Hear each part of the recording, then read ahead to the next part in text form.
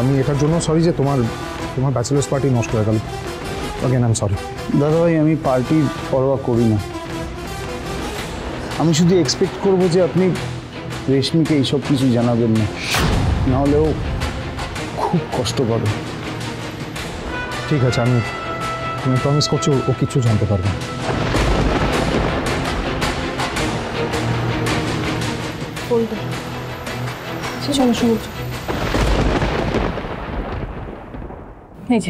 এই যে রণজয়, আমি জানি তুমি নিশ্চয়ই ঝিনুককে ভয় দেখিয়েছো, কিন্তু আমাকে তুমি ভয় দেখিয়ে কিছুতে থামাতে পারবে না। ছাড়ো তেজ।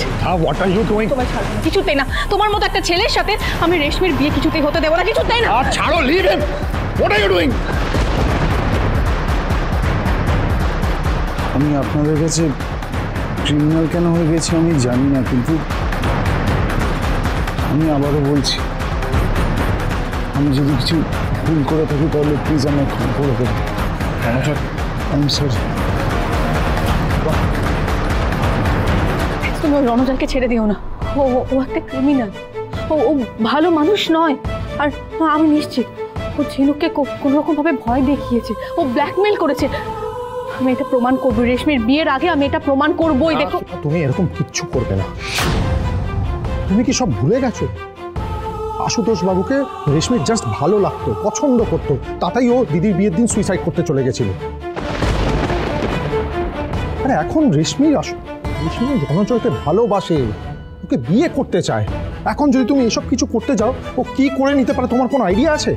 তাই আমি রিকোয়েস্ট করছি, শুধু আমি হাত জোড় করছি, আমার বোনকে না ওই মৃত্যুর দিকে ঠেলে দিও না প্লিজ। আজকের পরে এইসব নিয়ে আর তুমি কোনো কথাই বলো না।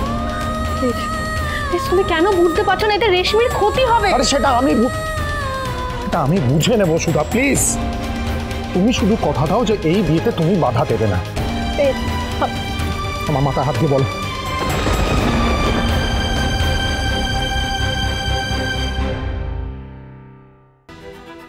যদি মিডিয়ার কাছে, বসু মল্লিক পরিবারের কাছে, সমুদ্রের কাছে যদি এই ভিডিওটা যায় তাহলে কি হবে?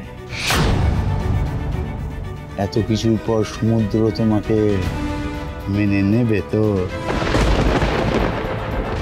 কে? ও আমি ঝিনুক। তুমি হঠাৎ এভাবে চমকে উঠলে কেন? কি হয়েছে তোমার? কই কিছু না তো। কি হবে? আমার কিছুই হয়নি। মিথ্যা কথা বলো না। আমি স্পষ্ট দেখতে পাচ্ছি তুমি ভীষণ চিন্তার মধ্যে আছো, কিন্তু কেন সেটা বুঝতে পারছি না। ঝিনুক, আজ সত্যি কথা বলো, তুমি কি লুকোচ্ছ আমার থেকে? কি লুকোবো?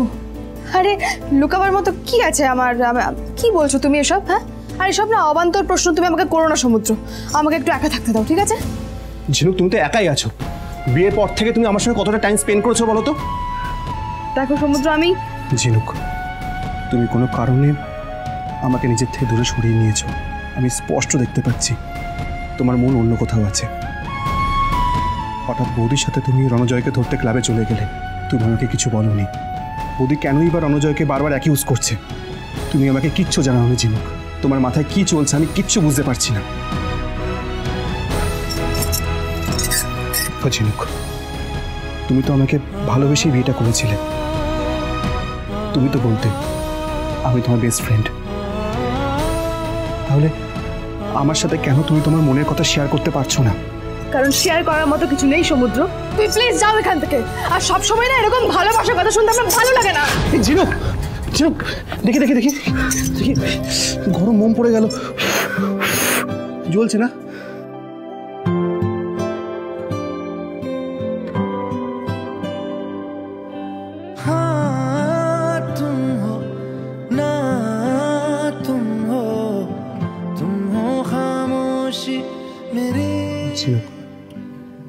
আমি জানি সেদিন রাতের পর থেকে তুমি খুব ডিস্টার্ব আছো, কিন্তু আমি তো তোমাকে খুশি রাখার চেষ্টা করছি। বলো,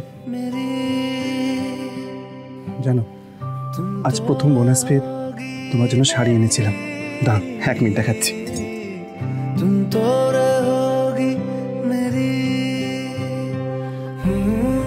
এই দেখো, দেখি ভালো করে পরিয়ে দেখি আমার বউটাকে কিরকম লাগছে দেখতে। নিজে দেখো কি মিষ্টি লাগছে, ঠিক আমার মনের মতো।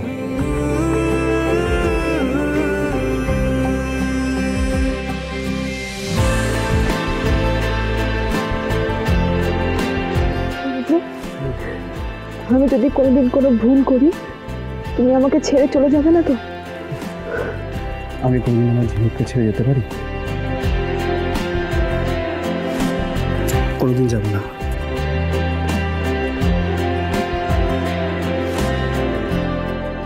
দিদি ভাই, হ্যাঁ বলছি, আমরা তো আলতা উৎসবের সব আয়োজন করে ফেলেছি, কিন্তু আমার খুব চিন্তা হচ্ছে রেশমি রাজি হবে তো এসবে?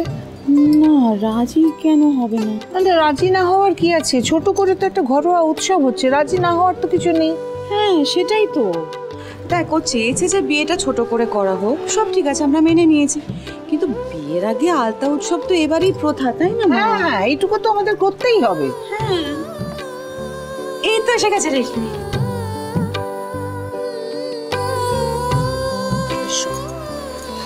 শোনো, আজ কিন্তু কোনো রকম না শুনবো না, ঠিক আছে?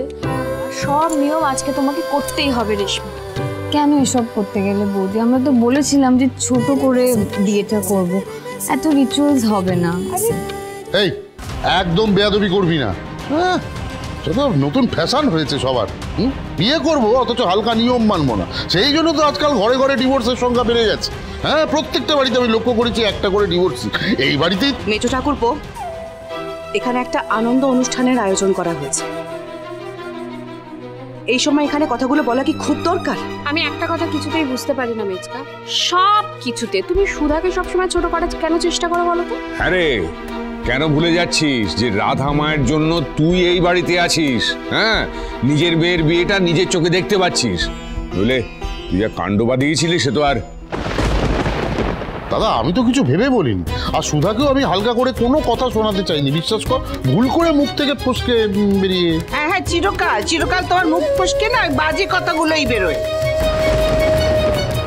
তবে মা, উনি একটা কথা কিন্তু ঠিকই বলেছেন, সত্যি এখন কথায় কথায় মানুষের ডিভোর্স হয়, কারণ মানুষ এখন যখন দেখে যে তার উল্টো দিকের মানুষটার সঙ্গে সত্যি আর থাকা যায় না, তখন সে নির্দ্বিধায় সেই সম্পর্ক থেকে বেরিয়ে যায়।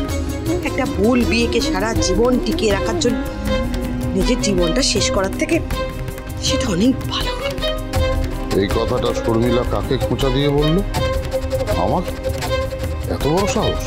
হ্যাঁ, এতদিনে উর্মিলার সৎ সাহসটা হয়েছে, তোর মুখের ওপরে সত্যি কথাটা বলতে পারছি।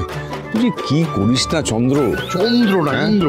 আচ্ছা দাদা, তুমি ইচ্ছা করে আমার নামটা ভুল ভুল বলো না? হ্যাঁ, এত বছর হয়ে গেল, আমার নামটা তোমার মনে নেই, এটা হতে পারে? না না, আসলে কি বলতো, তুই তো মাঝে মাঝে ভুল পাল্টাস, এই ভালো এই খারাপ তাই বুঝতে পারে না তোর আসল নামটা কি। তোর আসল নামটা কি যেন বললি? বীরেন্দ্র, তাই না? হ্যাঁ হ্যাঁ, সেহবাগ। হ্যাঁ, আচ্ছা বাস, আর কথা বাড়িয়ে লাভ নেই, এবার অনুষ্ঠান শুরু করতে হবে। কিন্তু সুধা কোথায়? ওই তো ঠাম্মি, ওরা চলে এসেছে।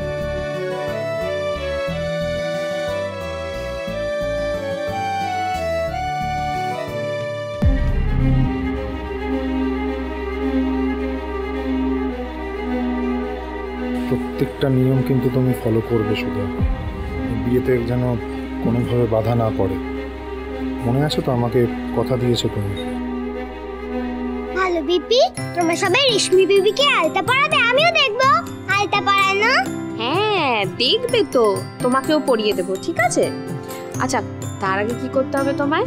তাড়াতাড়ি করে গিয়ে ঝিনুক কাকিমণি সমুদ্র কাকাইকে ডেকে আনো তো। যাও যাও যাও।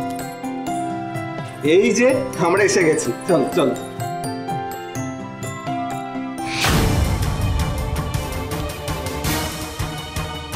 আমার মন বলছে যে এমন কিছু একটা ঘটেছে যে ঝিনুক নিজেকে এইভাবে গুটিয়ে নিয়েছে। এর আসল কারণ আমাকে জানতেই হবে। তুই কথা দে যে এসব নিয়ে তুই কাউকে কিচ্ছু জানাবি না, জামাইবাবুকেও না, তোকে আমার দেখতে। হ্যালো লেডিজ, আলতা উৎসবে আপনারা যদি না থাকেন, আলতা উৎসব জমে? হ্যাঁ,